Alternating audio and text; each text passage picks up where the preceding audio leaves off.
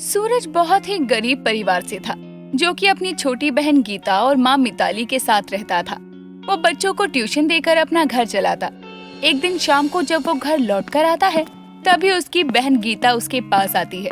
भैया आप आ गए? मैं कब से आपका इंतजार कर रही थी। अच्छा हुआ कि आप जल्दी आ गए। क्या हुआ गीता, तुम्हें मुझसे कोई काम था क्या, जो तुम मेरा इंतजार कर रही थी? हाँ भैया काम तो था। अब इसे काम बोलो या मेरी फरमाइश, लेकिन मुझे ये चीज चाहिए। पहले चीज का नाम तो बताओ कि तुम्हें चाहिए क्या। अगर मेरे हद में होगा तो मैं तुम्हें कभी मना नहीं करूँगा। बोलो तुम्हें क्या चाहिए। भैया मुझे अपने घर में बिरयानी दावत देनी है राखी पर।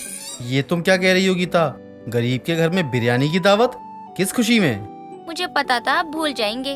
अब क्या भूल गया मैं गीता, साफ साफ बताओ। पहले आप वादा करो कि आप हमारे घर पर बिरयानी की दावत रखेंगे। जो चीज पॉसिबल ही ना हो उस चीज का मैं वादा नहीं कर सकता हूँ।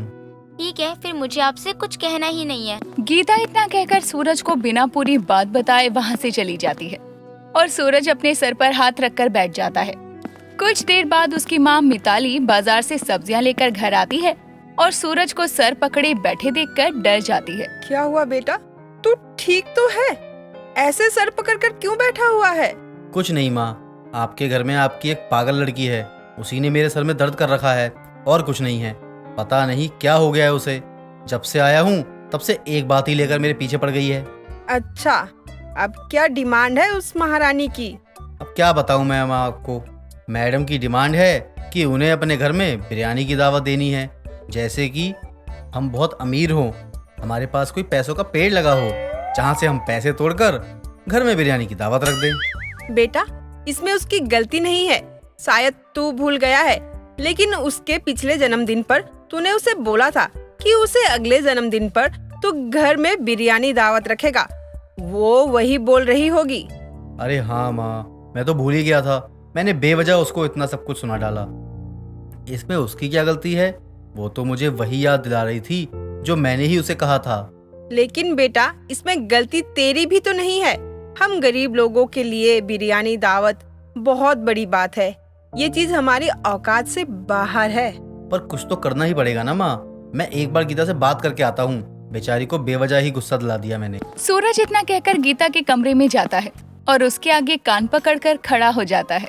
सॉरी गीता, मुझे नहीं पता था कि तुम्हारा बर्थडे आने वाला है। इतना काम होता है, उसी चक्कर में सब कुछ भूल गया। अपने भाई को माफ कर दो प्लीज। रहने दो भैया, आपको सॉरी बोलने की जरूरत नहीं है। हर बार मेरा बर्थडे सबको याद रहे, ये जरूरी तो नहीं है ना। देख, मैं अपनी गलती मान रहा हूँ। अब इसमें इतना मुंह फुलाने की कोई जरूरत नहीं है। माफ कर दे मुझे। और बता, क्या कह रही थी तू? तू जो बोलेगी वैसा ही होगा बिल्कुल। पक्का? आप झूठ तो नहीं बोल रहे हो ना? नहीं मेरी प्यारी बहना, मैं तुझे झूठ नहीं बोल रहा हूँ। तुझे जो कहना है बोल। भैया, इस बार राखी और मेरा जन्मदिन दोनों एक साथ ही एक ही डेट पर पड़ रहा है, इसलिए मैं चाहती हूँ कि उस दिन हमारे घर बिरयानी की दावत हो। थोड़ी रहीसी तो दिखनी चाहिए ना उस दावत में। मेरी सभी सहेलियाँ भी आएंगी। ठीक है, मैं देखता हूँ, कोशिश करूँगा तेरी इस विश को पूरी तरह से पूरी करने की। सूरज इतना कहकर वहाँ से चला जाता है। दिन बीतते हैं और बीतते दिन के साथ राजू की बेचैनी भी बढ़ती जाती है, क्योंकि उसे अपनी बहन की बिरयानी दावत की डिमांड पूरी करनी थी। ऐसे ही कुछ दिन और बीतते हैं और वो अपनी ट्यूशन की फीस लेने के लिए अपने स्टूडेंट के घर जाता है और उसके पिता राजन से बोलता है। देखिए, आप पिछले 3 महीने से अपने बच्चों की फीस नहीं दे रहे हैं। आज मैं बिना फीस लिए नहीं जाऊंगा। ए लड़के, तेरी इतनी हिम्मत हुई, तुम मुझसे पैसे मांगेगा, वो भी ऊंची आवाज में? जा, नहीं देता तेरे पैसे, क्या कर लेगा बे तू? ये क्या दादागिरी है? मैं आपसे उधार नहीं मांग रहा हूँ, बल्कि अपनी मेहनत की कमाई मांग रहा हूँ, और उसे तो मैं लेकर ही जाऊंगा। मैं और इंतजार नहीं कर सकता हूँ। मैंने तुझे कहा है ना, मैं अपने बेटे के पेपर के बाद तुझे पैसे दूंगा। अभी नहीं दूंगा मैं। तुझे मेरी बात समझ में नहीं आती है क्या? नहीं, मुझे मेरी फीस आज ही चाहिए। मुझे पता है पेपर खत्म होने के बाद आपका काम निकल जाएगा, उसके बाद आप फीस देने नहीं आएंगे। प्लीज दे दीजिए, वरना मैं आपके बेटे को नहीं पढ़ाऊंगा। तेरी जुबान ना बहुत चलती है। अब तो मैं तुझे 1 रुपया नहीं दूंगा, देखता हूँ क्या कर लेगा तू। और मैं बिना पैसे लिए यहाँ से नहीं जाऊंगा। तभी राजन अपने गुंडों को बुलवाकर सूरज को बहुत पिटवाता है और उसे उठवाकर घर से बाहर फेंकवा देता है।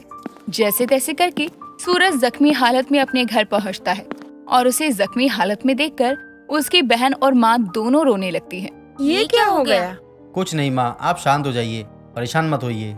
तेरा दिमाग तो ठीक है, तुझे इतनी चोट लगी है, तेरा इतना खून निकल रहा है और तू बोल रहा है कि मैं शांत रहूं। अरे माँ, थोड़ी सी तो चोट लगी है, ठीक हो जाएगा। आप लोग रोना बंद कीजिए। लेकिन पहले आप सच बताइए भैया कि आपको इतनी चोट कैसे लगी। वो मैं अपने एक स्टूडेंट के घर गया था फीस मांगने के लिए। उसका बाप थोड़ा गुंडे टाइप का था।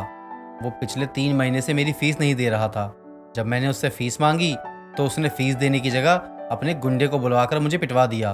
पता नहीं ये अमीर लोग क्या समझते हैं अपने आप को। बेटा, मैंने तुझे कितनी बार बोला है कि ऐसे लोगों के चक्कर में मत पड़ा कर, लेकिन तू मेरी एक नहीं सुनता है। कल को तुझे कुछ हो गया तो मैं क्या करूंगी? माँ, आप चिंता मत करिए, कुछ नहीं होगा। मैं किसी के चक्कर में नहीं पड़ रहा हूँ। मैं तो बस अपनी मेहनत की कमाई लेने गया था। अपने भाई को इतनी तकलीफ में देखकर और अपनी माँ को इतना दुखी देखकर गीता बहुत परेशान हो जाती है। भैया, आपको आज ही उनके घर जाने की जरूरत थी। जब आप इतने दिन रुक सकते हो तो कुछ दिन और रुक जाते। गीता, अगर मैं कुछ दिन और रुक जाता तो मैं अपनी बहन के घर में बिरयानी की दावत की डिमांड पूरी जरूर कर देता। वो तो अभी भी नहीं होगा भैया। कौन सा उसने आपको पैसे दे दिए? आज नहीं दिए तो कल जाऊंगा, कल नहीं तो परसों जाऊंगा। जब तक पैसे नहीं देगा तब तक जाता रहूंगा, क्योंकि एक ही जगह है जहाँ से पैसे मिलने के बाद हम गरीब के घर में बिरयानी की दावत पूरी हो सकती है। नहीं भैया, आपको इतनी तकलीफ देकर मुझे अपनी कोई इच्छा पूरी नहीं करवानी। मुझे किसी को कोई दावत नहीं देनी है। आपको मेरी कसम है, आज के बाद आप वहाँ नहीं जाएंगे। गीता इतना कहकर डॉक्टर के पास जाती है और उन्हें अपने घर लाकर अपने भाई का इलाज करवाती है। उस दिन के बाद से बिरयानी दावत का नाम तक नहीं लेती। लेकिन जैसे जैसे दिन बीतते हैं, सूरज की बेचैनी बढ़ती जा रही थी। वो अपने घर में बिरयानी दावत कैसे दे? जहाँ से पैसे आने की उम्मीद थी, वहाँ से आने की अब कोई भी कसर नहीं थी। समय बीतता है और राखी का दिन आता है। साथ ही गीता का जन्मदिन भी था। वो सुबह सुबह ही आरती की थाली लेकर अपने भाई के पास आती है। भैया, आप जल्दी से अपना हाथ दीजिए, मुझे आपको राखी बांधनी है। नहीं, मैं तेरा बिल्कुल भी अच्छा भाई नहीं हूँ। मैं तेरी एक छोटी सी डिमांड भी पूरी नहीं कर पाया। मुझे राखी बंधवाने का कोई हक नहीं है। भैया, आप ये सब छोड़िए और जल्दी से राखी बंधवाइए। मुझे कहीं और भी जाना है।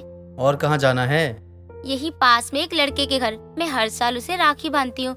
उसकी कोई बहन नहीं है ना, इसीलिए। अपनी बहन की बात सुनकर सूरज की आंखों में आंसू आ जाते हैं और अपने भाई को राखी बांधकर गीता उसी लड़के के घर जाती है जिसके पिता ने उसके भाई को मारा था। रुक जाओ बेटा, मैं आज खुद तुम्हारे साथ तुम्हारे घर चलूंगा और तुम्हारे घर वालों से मिलूंगा। उन महान लोगों से मैं भी तो मिलूं जिन्होंने तुम्हें अच्छे संस्कार दिए हैं कि मेरी लड़की ना होने के बाद भी तुमने मेरे बेटे को बहन की कमी महसूस नहीं होने दी। राजन इतना कहकर गीता के घर पहुंचता है, जहां वो सूरज को देखकर दंग रह जाता है। तभी गीता राजन को अपने भाई और माँ से मिलवाती है। उनसे मिलकर राजन को अपनी हरकत पर बहुत शर्मिंदगी महसूस होती है और वो सबको सच बताकर सूरज से माफी मांगता है और उसे उसकी मेहनत की सारी कमाई देकर वहाँ से चला जाता है। जिसके बाद सूरज बाजार जाकर बिरयानी का सामान लेकर घर आता है और अपने आसपास के लोगों को अपने घर में होने वाली बिरयानी की दावत देता है। थोड़ी देर में सभी लोग उसके घर आते हैं और उसके घर की बिरयानी खाकर उसकी बहुत तारीफ करते हैं और इस तरह से आखिर में गरीब के घर बिरयानी की दावत हो ही जाती है।